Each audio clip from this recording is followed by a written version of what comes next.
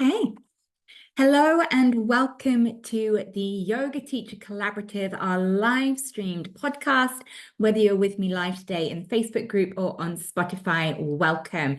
Today we are talking about the single most important missing ingredient when it comes to marketing your yoga business. Not one single strategy will work in a sustainable, long-term way unless you dial in this missing ingredient. So what could it be? And before we shine a light on that missing ingredient, I wanted to say a big welcome to anyone that is new here. If I haven't met you before, my name is Laura Green. I am the host and founder of the Yoga Teacher Collaborative. I have been teaching yoga for 16 years, practicing 24, 26, can't remember now, need to do the maths. And I have an absolute passion to support yoga teachers to thrive, whether it is through your business or through your teaching or through your personal practice.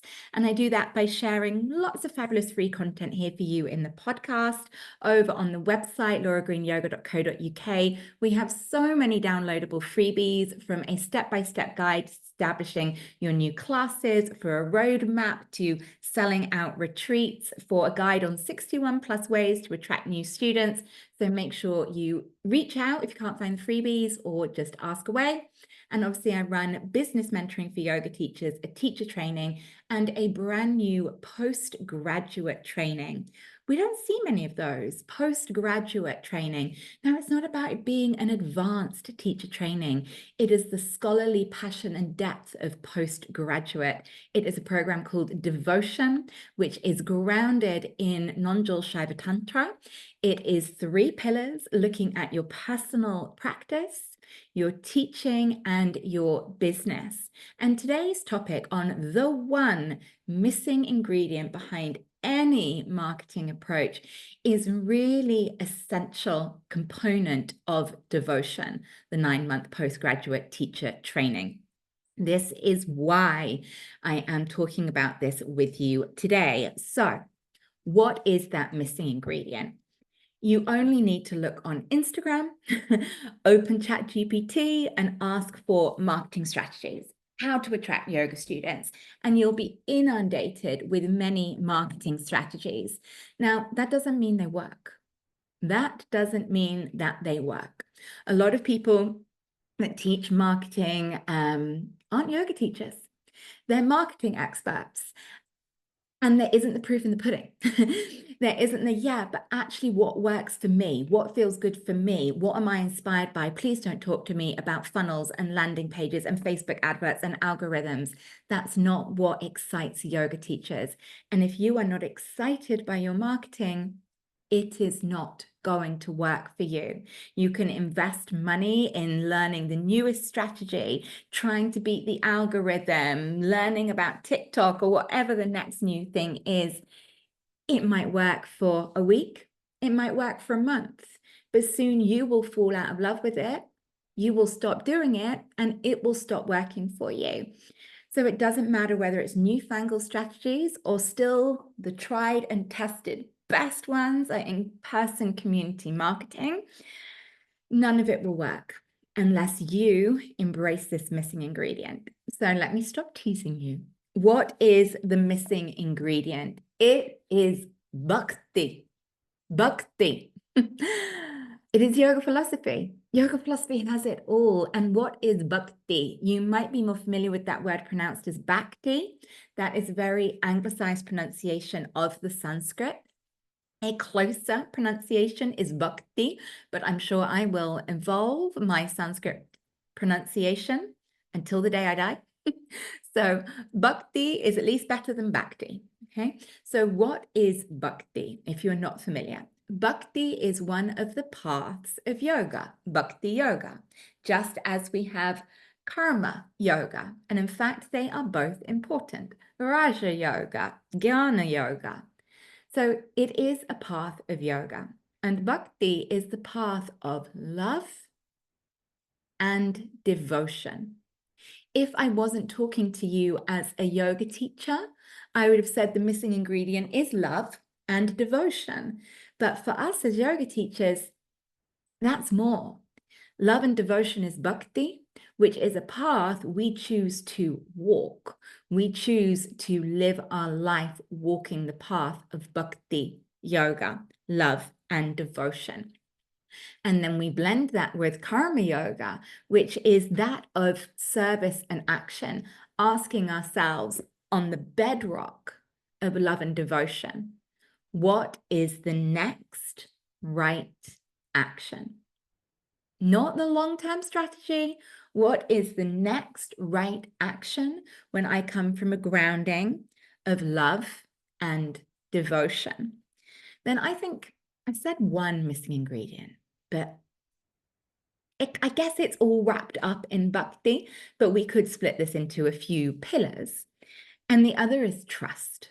And I think trust comes from walking the path of bhakti yoga and karma yoga. Trust. That is a big missing ingredient, trust. And yes, that's trusting yourself, that's trusting your students, but it's also trusting in abundance, trusting in enoughness, trusting in another yoga teacher thriving in a community hall in your same village doesn't mean you can't thrive there as well. Trust. And that is from universal dharma. So what is dharma? Dharma is living a life, yes, of purpose, but it's not the definition of purpose we think of. It is living our light, living our uniqueness, stepping into our brilliance, living that. And the teachings of Dharma, which is when you step into the fully expressed version of yourself, when you do your work in the world in only the way that you can do it, free of comparison, free of judgment, then there is universal dharma that supports you. When you live in alignment with the laws of the universe of dharma, dharma supports you. So all of this comes together, and all of this is why in devotion, personal practice is the first pillar, because when we really lean into our personal practice of bhakti, karma, trust, finding our dharma and operating from there, our teaching comes unique and becomes personalized to us and heartfelt. Our business and our marketing becomes personal to us and heartfelt. And then the success of that in whatever it looks like is more aligned with you. So it's about your marketing not being transactional. Love is universal.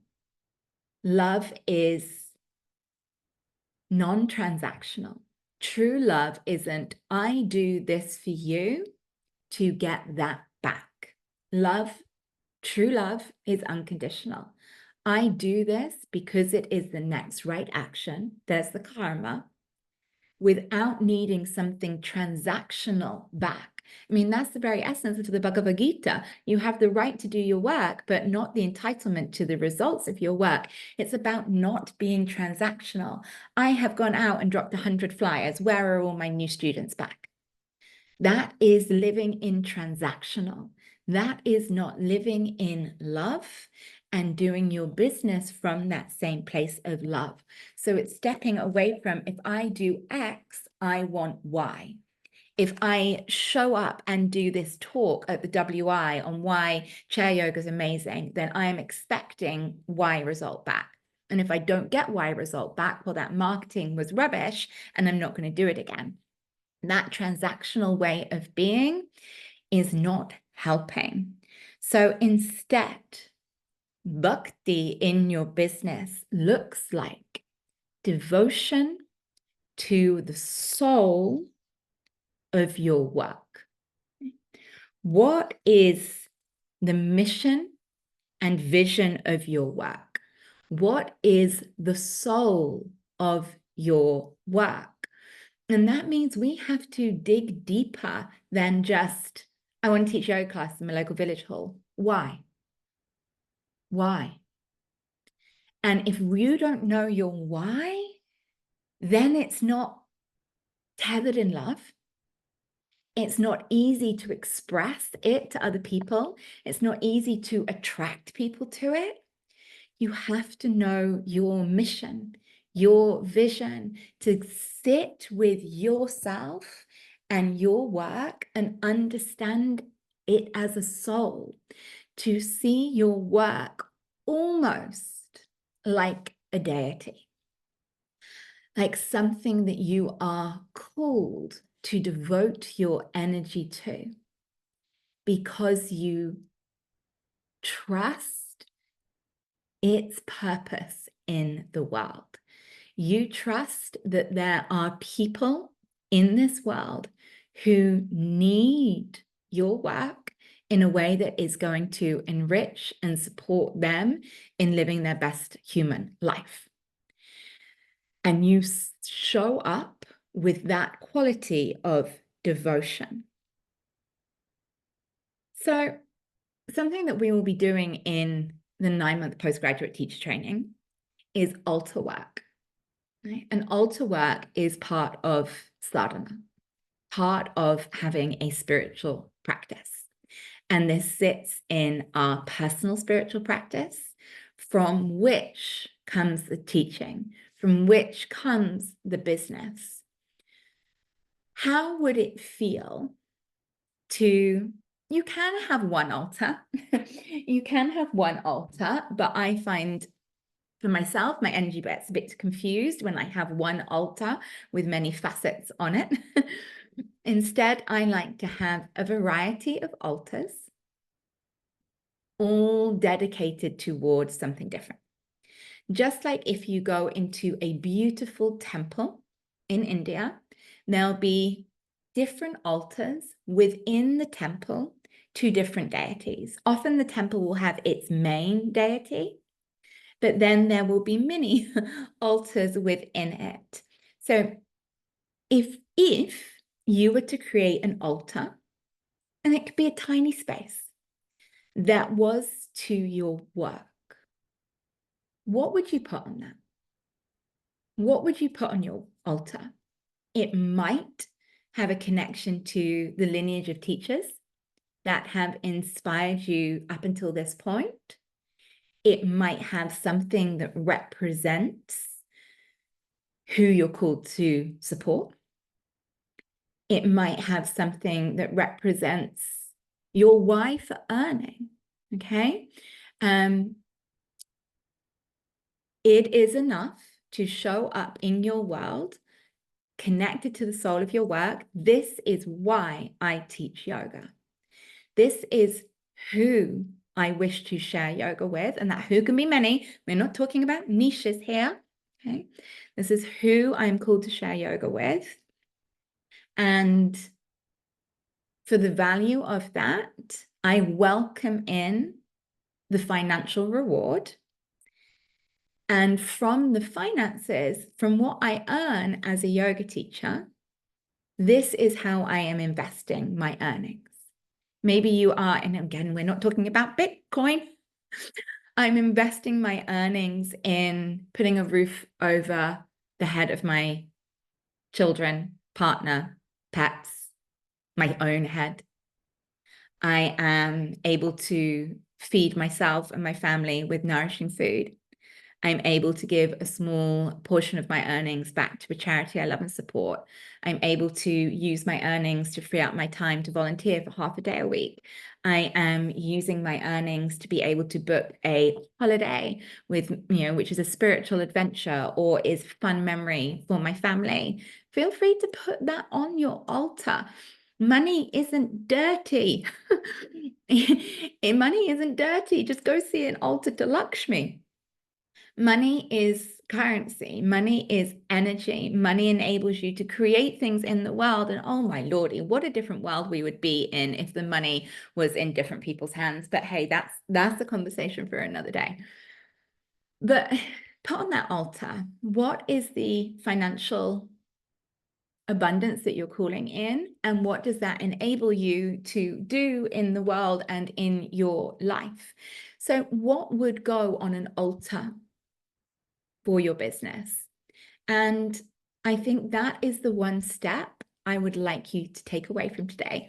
And if you are already on devotion, we start in March. Or if you are thinking of joining me for devotion, that's going to be one of the practices. Creating an altar, 3 altars, but creating an altar for the soul of your work. And it's no point just creating an altar and hiding it in a dusty corner. It is there for you to do sādhanā. Sādhanā is your daily routine that tethers you to the best version of yourself, the energy of love, of bhakti, and of devotion. So maybe you have a sādhanā for your spiritual practice. Maybe you do a little meditation each day. Maybe you have a chant each day. Maybe you perform sun salutations with that quality of truly giving thanks for a day to live. Maybe you have a pranayama practice, something that enables you to be the very best version of yourself and connect to a world that's bigger than you. Maybe that is your spiritual sadhana. But then what if you sat at your altar, lit a candle, and remembered every day before you sat down to work or market or teach, whatever your rhythm is, remembered and connected to the soul of your work, the mission and the vision. And then after connecting with it, remembering your why. Who are you serving, and what does the money you earn through this pathway enable you to do in the world? What other non-financial reward? You could put cards from your students that remind you how the yoga has helped them. Okay? We all get those wonderful little cards or messages sometimes. And then what if you connected with that before you sat down and wrote your website? Before you sat down and wrote that marketing email? Before you sat down and posted those flyers? Before you got your trainers on, started putting flyers through the door? Okay. What if before you did your lesson plan? What if before you did your accounts? Okay. I used to hate doing my accounts. It used to bring me anxiety. So I created a little ritual of gratitude. I get to do my accounts. Every penny earned represents a person I helped. Okay. I had to create a ritual around how I felt about doing accounts to make it a spiritual practice. Okay. So how could that change your work? And then when we are embedded in bhakti, when we are embedded in sādhanā, sādhanā creates discipline. And discipline is a part of the spiritual path, but it is discipline born out of devotion, not born out of the fear of having to prove something or the shame of perfectionism. It is discipline born of devotion.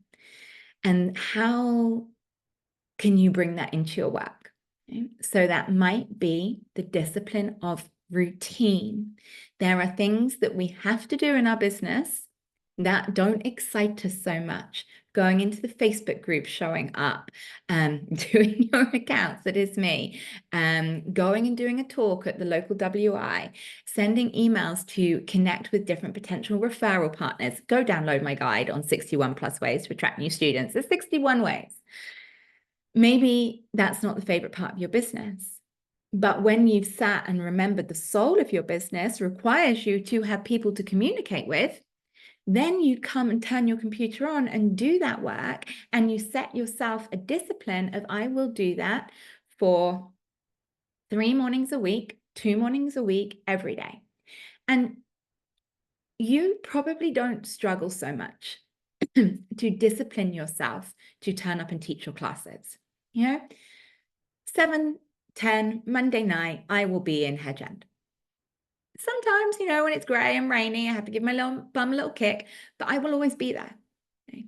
What if you saw the marketing strategies in your business as just as firm a commitment as your classes were, and diarized them? Tuesday between 2 and 3, or Friday between 4 and 5, whenever the slots are available in your calendar. This is when I am writing the marketing for my business. This is when I am scheduling my marketing for my business, and block those in your calendar just as your classes are blocked in, and turn up for the work. That is Karma Yoga. Turn up for the work. You have the right to do your work. But before you do, Take a moment at your altar. Connect to the soul of your work. Connect to the mission and vision. Connect to the love behind it all. Connect to trust. So I hope that has given you some food for thought today. And we have had many other podcasts with really actionable steps, but today was just some food for thought, okay? Because no marketing guru is going to tell you to make an altar for your business. No marketing guru is going to tell you that love, devotion, spiritual discipline, sādhanā, is the missing ingredient. But from 16 years of teaching, 10 years from mentoring, the people who have the most success in their business are the ones that are most fired up by their business. What fires someone up? Mission, vision, dharma, believing in it. And that will take us through to action. And action is what brings results. What is the next right action? If you are not taking action, you will not be seeing results in your business. What fuels action? Mission, vision, the soul of your business. So if there is one action to take away from today, I would love to invite you to create an altar for the soul of your work. Okay? If you are signed up for devotion, crack on early. You will be assigned to do this anyway, but crack on early with it. If something about this is sparking curiosity for you, I would love to invite you to reach out and talk about this 9-month postgraduate teacher training with me. It starts in March, and I've got a beautiful cohort of people signed up already that I am honestly so excited to spend 9 months deep diving with. It is 3 pillars: your spiritual practice, that has to be the pillar. Your teaching, how you teach from the well of your spiritual practice, and your business as an extension of your spiritual practice. It is all in the foundation of non-dual Shaiva Tantra. You can read more about that on my blog. If you want to look it up, it's under teacher training on my website, lauragreenyoga.co.uk. Under teacher training, it says devotion, or just reach out, ask for the details, and I will send them to you. And we can always just chat it through as well. Go set up your altar. Send me a picture, tag me. I would love to see that. Thank you for being here. Tune back in next week, my loves. Bye for now.